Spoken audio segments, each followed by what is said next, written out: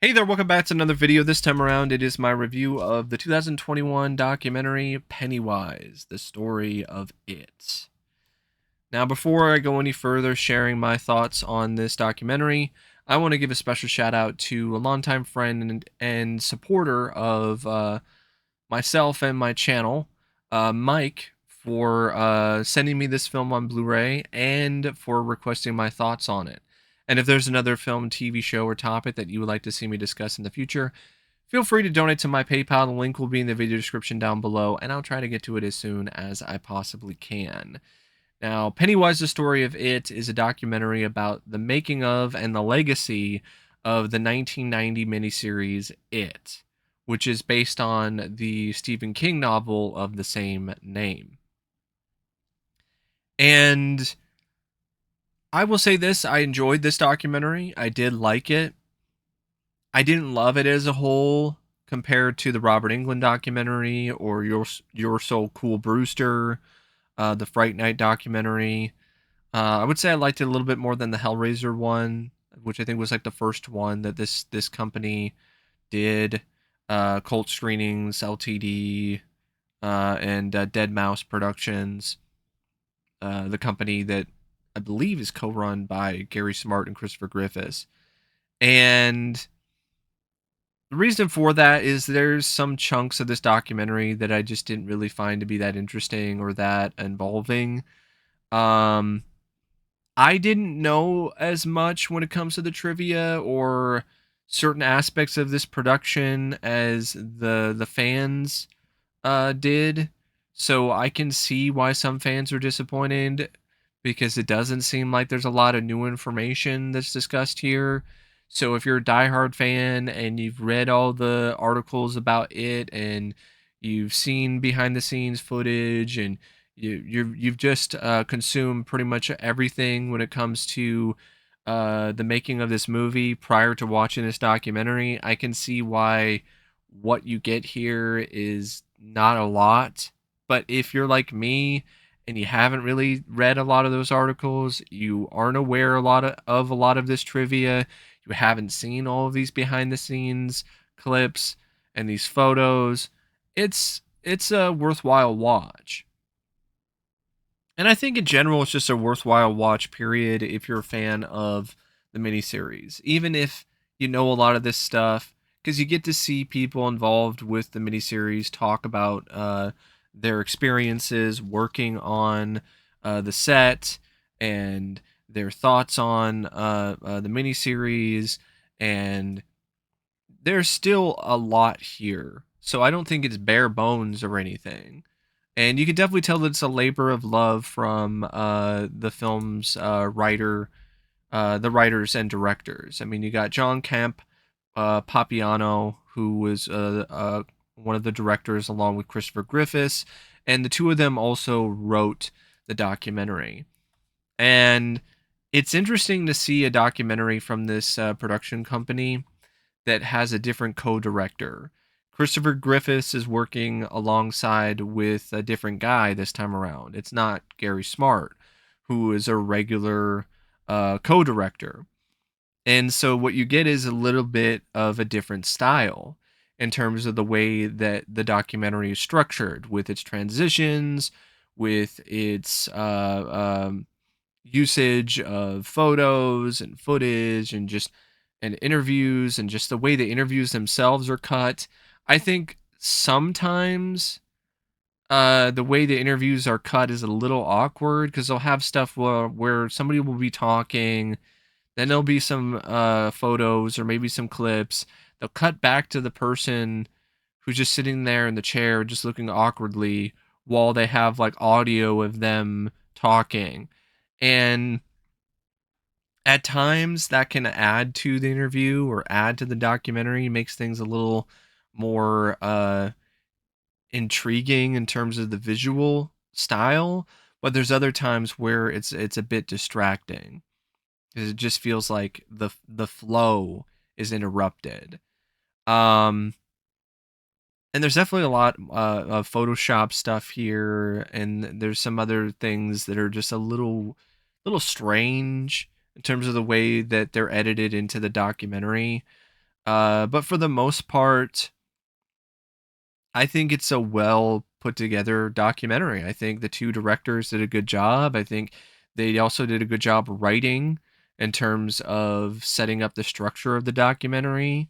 There are some parts of the documentary that I think are pretty extraneous and didn't need to be there, like the stuff about the history of clowns and the bit that's talking about people's fear of clowns and this whole portion that is thankfully really short, but still something that does hold the documentary back a little bit and definitely does affect its pacing. Where you have this interview with this author who wrote a book on queer horror or something along those lines, and he's talking about like LGBTQ stuff in regards to Pennywise and it, but it's in the most vague way imaginable because the guy even says like, "Oh, it's not really queer in this way. It's just queer in an unusual way." But this is how it kind of parallels to queer, gay or lesbian storytelling or that aspect of society. And I'm like, if you have to say kind of, then there isn't really that much of a parallel and not enough of one to be included in the documentary. So I think so there are just some bits in this documentary that just felt like they were padding and filler to make it so it's 2 hours. And those are definitely an example of that. There's one thing involving the history of clowns though that I think is perfectly fine and has its place in the documentary. It's when Tim Curry's talking about his experience with clowns during his childhood, because that's fun. That's interesting to hear Tim Curry talk about his past experiences with clowns, and that ties into the documentary because it's Pennywise himself talking about that. When you have these people who are from the outside who aren't really even talking about the film anymore, they're just talking about this other stuff. It does become a little distracting and kind of boring because you're like, I don't really care about that. I really don't. If I wanted to see or hear from somebody about the fear of clowns or the history of clowns, I would just go look up something that talks about that as the sole basis of the documentary or the book or the article or so on. I'm watching this for the story of the It miniseries. I'm not watching it for any of that. And thankfully, that's only a minor portion of the documentary because the majority of the documentary is about the making of the It miniseries. And there's a lot that I thought was rather fascinating and definitely worthwhile here when it comes to information and just a lot of behind the scenes stuff and behind the scenes footage that was shown in this documentary. For one, I did not know that George A. Romero was actually at one point involved with this project. Apparently, he was approached to do this teleplay from the start when it was going to be a extended novel for television, and it was originally going to have like a runtime of like 8 hours. So it was going to be closer to something like a Netflix season or what you see nowadays with a lot of these streaming adaptations where they split it up into like 8 episodes and like a total of 8 hours. So it was going to be closer to something like that. And there have been instances where television has had a place for that kind of storytelling, where there have been these epics where they have been that long. So that wasn't necessarily something that was completely unheard of, but the studio just didn't think that was the right move to make. And by studio I mean the network. The network was like, we don't really think that's gonna work. I think the network was ABC, if I remember correctly, and it could have been NBC, but I swear I think it was ABC. It was ABC, And ABC was just like, that's too long. Cut that in half. Make it a miniseries, a 2-part miniseries, 4 hours tops. And when that happened, Romero left the project. He was like, no, that's not what I signed up for. And so that's where we enter Tommy Lee Wallace, the director of Halloween 3, Season of the Witch, and a guy who's experienced in getting things done under budget and on time for television. And I think he was a good fit. I really do. I think Tommy Lee Wallace was a good fit for this. You could tell that he definitely was a fan of the material, and he knew how to work on the fly. He knew how to just get things done, despite time constraints, despite budget constraints, despite a lot of pressure. And he was also a talented enough writer on his own that he was able to do what he ultimately did with this miniseries, because Lawrence D. Cohen was the writer who wrote the first and second acts initially, but the first act was pretty much a done deal. But he wasn't really able to put the same focus in terms of rewriting the second half, the second part. And that was up to Tommy Lee Wallace, who took up that task. And I think he did an admirable job considering the circumstances. And I'm alone on this, but I've always liked Act 2 more than Act 1.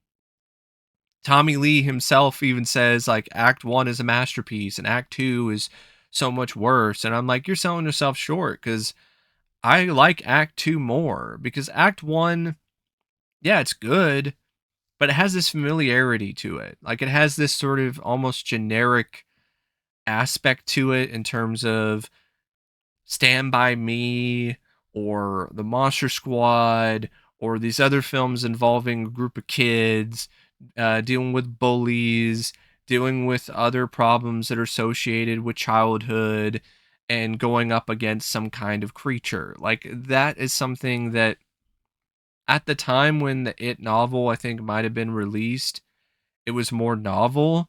But at the time this miniseries came out, it wasn't as novel of a concept. And even though the execution is really good, it's still something that just has this inherent generic nature to it. But the second part, to me, it was far more interesting and involving, because it takes place all these years later. It deals with the same kids as adults facing their fears all over again. And it creates a different dynamic that you haven't really seen a lot of before.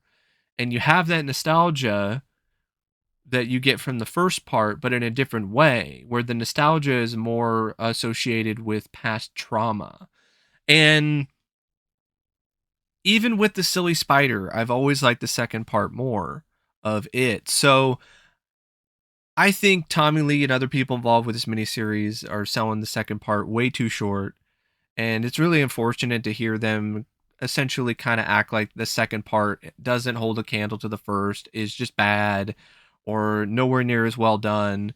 And I respectfully disagree. And I think, considering how difficult the ending of the novel is to actually film, what they were able to come up with under a very tight time crunch, I think is kind of incredible when you think about it. Because I think it works. I think it still works with the spider and the way that it's dispatched and how it ties into other aspects of the story and with these characters. And it's just one of those things where it is just a matter of taste, but I do. I really do like the second part.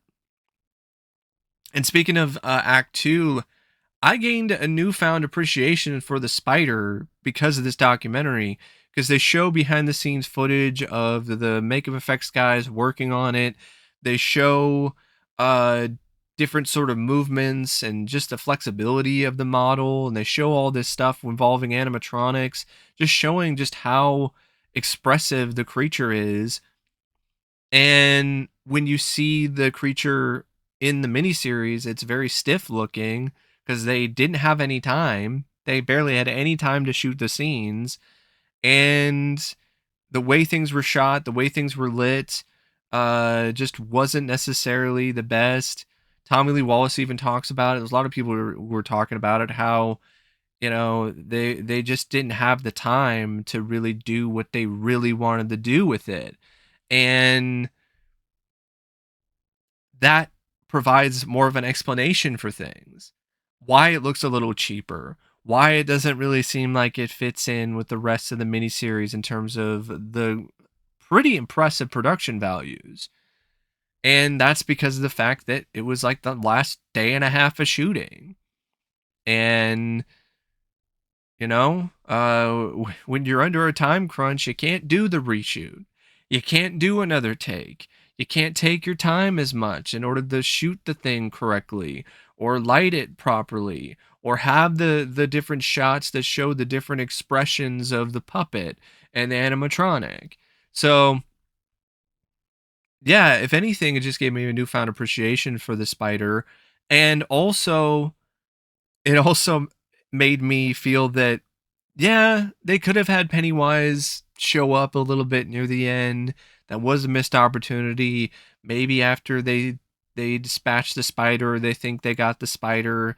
It turns back into Tim Curry's Pennywise one more time, and it's mortally wounded, and you get one last goodbye to the character. I think, yeah, that was definitely a missed opportunity, and it's not something that I necessarily thought of beforehand. Having Pennywise's head on their spider though is a dumb idea, and I'm glad that didn't happen because that's just ridiculous. And they showed some other potential idea of this hallucination that the kids have, and it's like a giant turtle with a Pennywise head, and I'm like, no, I'm glad we never that was never shot either because that's just silly. Um,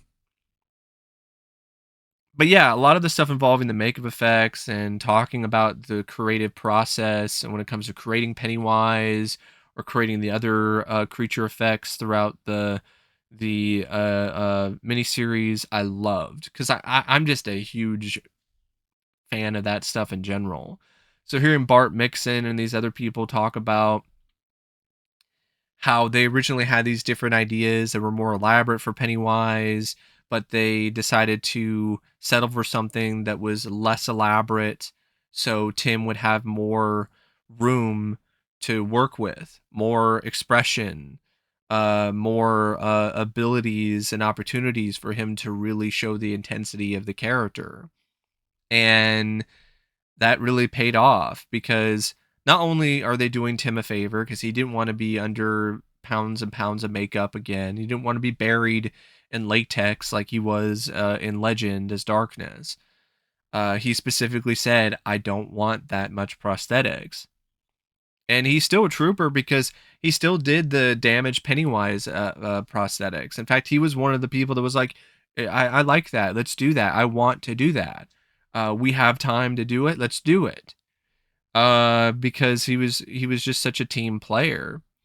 Um, and yeah, it was just a really great opportunity to just see these behind the scenes photos of the makeup and see the sketches from Mixon and his team in terms of their different ideas that they had for Pennywise, and to see the other makeup effects and to see how those evolved throughout the project, and to see the spider and to see the people behind that, and to see the footage of John Ritter just messing around with the spider puppet and being blown away by it, and that was just a lot of fun. It was also a lot of fun to hear about the casting process, how they cast the adult versions of these characters first, and then they cast the younger versions of Bill and Beverly and Ben and Richie and Eddie and Stanley and the bully, Bowers.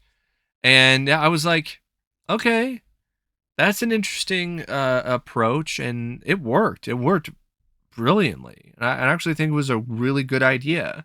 And part of it is because that was the only way they could kind of get around the censors, because the storyline of kids being in danger for a network broadcasted miniseries was a no-go. Like the network was like, you can't do this. Kids in danger, kids in jeopardy. You can't air this on television. So they got around it by making it so the scenes of the kids are recollections, they're memories from the kids when they're grown up.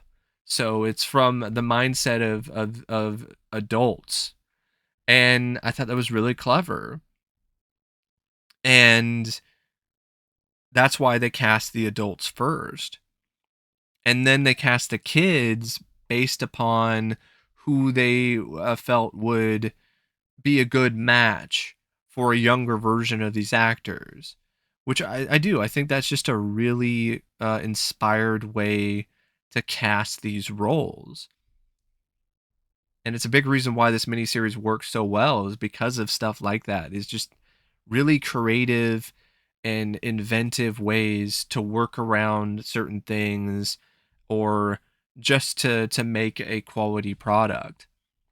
And I've always loved the adult cast. I mean, John Ritter, Tim Reed, Dennis Christopher, Annette O'Toole, Harry Anderson, Richard Masur, um, and I felt like Richard Thomas, plays the adult Bill, and it was fun hearing from the surviving adult cast members, or the people that were willing to talk about it. Like Dennis Christopher and Richard Thomas and Tim Reed and Richard Masur. Like, it definitely felt like they had a good time. And of course, Tim Curry, who played Pennywise. It definitely did seem like they enjoyed themselves, and they feel like this miniseries was legitimately good part of their career, and for some of them, it was almost a high point. And hearing the stories about how the kids were rowdy and unruly and hard to work with, but the adults were just as bad. The adults were just as misbehaved, and there was one time where they had to essentially tell the adults to leave the set because they were just making too much of a ruckus. I think it's really funny. And yeah, there's just a lot of great recollections and just fun interviews from these cast and crew members who worked on the miniseries. And I love how they still incorporated the voices of the other actors who weren't interviewed or no longer with us. They still had John Ritter have a presence here, with footage of him messing around on the set, or people talking about working with John and what it was like to work with him, and so on. And when it comes to the younger version of the Losers Club, that was also a lot of fun to hear from Seth Green. Almost said Seth Curry for some reason. Wrong Seth. Seth Green, um, Emily Perkins, Marlon Taylor, Brandon Crane, um, Ben Heller, the younger version of Bowers, Jared Blancard. Um, yeah, it was a lot of fun to hear from these different um, actors as well, and just to hear their stories, and all the fun behind the scenes stuff, and all the shenanigans that they got into on the set of the miniseries. And it definitely provided a clear voice for Jonathan Brandis as well. And one of the more poignant and powerful parts of the documentary, where you have um, the actor who plays I believe the character. Yeah, it's Sorry, I'm just looking it up here. Yeah, Ben, the actor who plays Ben, Brandon Crane.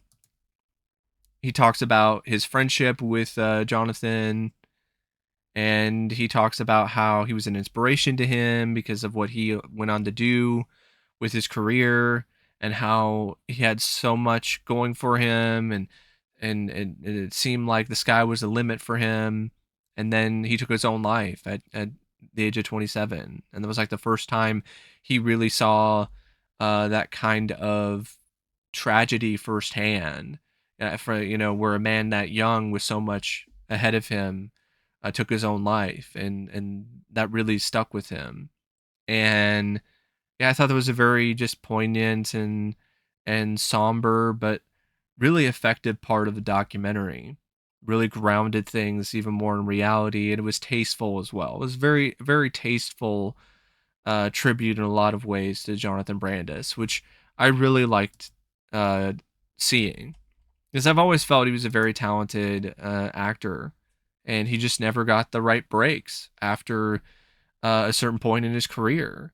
I mean, the casting director, the people involved with the miniseries who were trying to find the right people for the roles, they specifically pointed out Jonathan Brandis as one of the better actors, and an actor that they really thought was perfect for the the main role, for the lead of Bill, because of his range as an actor. And I personally don't feel he lost that range as he got older compared to other child actors. It's just he kept getting passed over for uh, these big roles. He was passed over with Titanic for Leonardo DiCaprio. DiCaprio was already a rising star at that time. He didn't really need Titanic that much, but Brandis was, I believe, he was like a front. He was a front runner at one point, or runner up at least, and he just came up short, and he got passed over for Titanic. And then he was close to getting Anakin in Episode Two, but then he got passed over for Hayden Christensen, who had even less acting experience, and to me personally was not necessarily as good of a fit for that role, because of Brandis's already proven ability to showcase emotion and angst and inner turmoil when it comes to a performer. But because of the fact that George Lucas thought that Hayden Christensen had the best chemistry with Natalie Portman in screen tests, he didn't get the role, and I think that just really hung heavy on him, and it led to him taking his own life and hanging himself, which I don't think that's really the only reason why he did that. I think there was probably a multitude of other factors involved, but I think the way that his career had gone, I definitely feel that that is something that played a factor.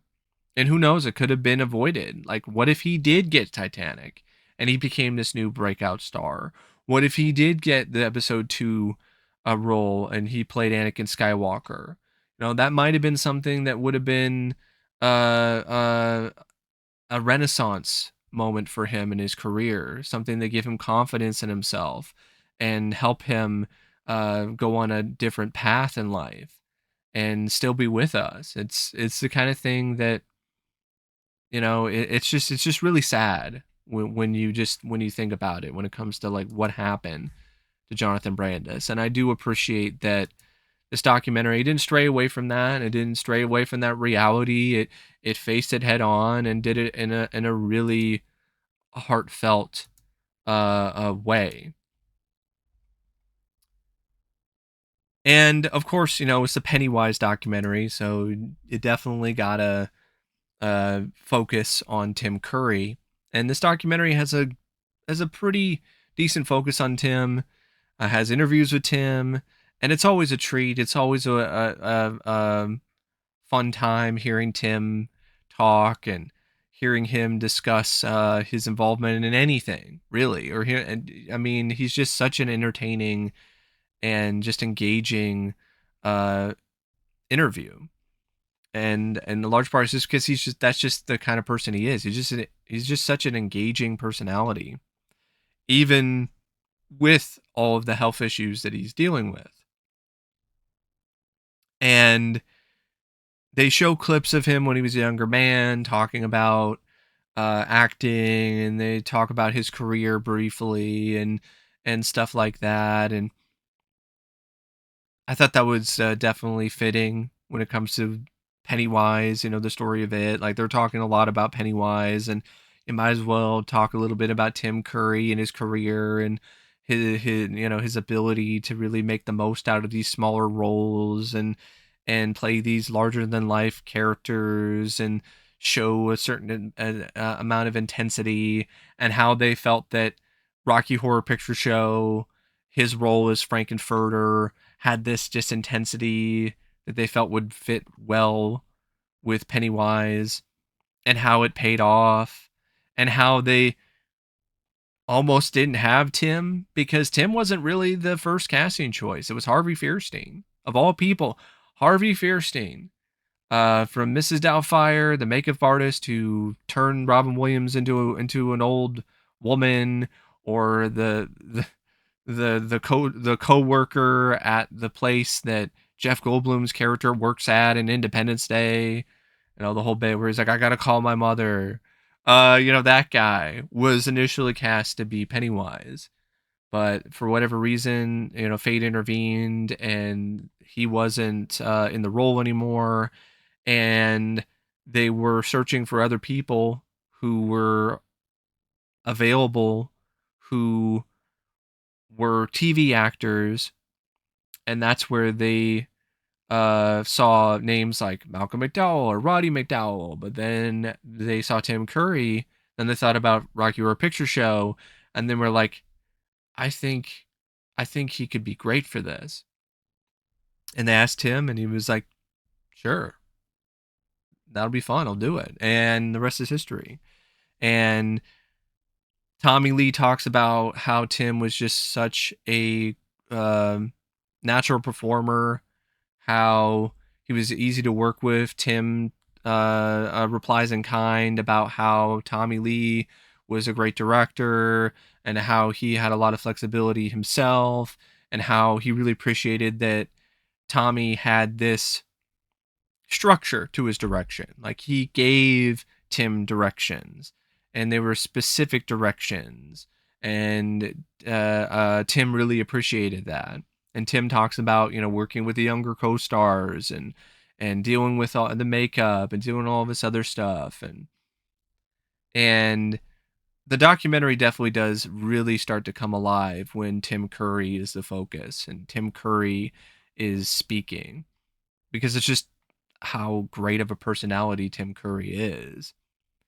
And yeah, there's other people involved with the cast that they also talk about, like the kid who plays Bowers, and the guy who played the adult Bowers, Frank C. Turner, who played the abusive father, and so on. They also talk about the composer and his whole experience of winning the Emmy for doing the score for this, and his vision for the score, and how it was inspired a lot by nostalgia, and his nostalgia from growing up around the same time in the 50s.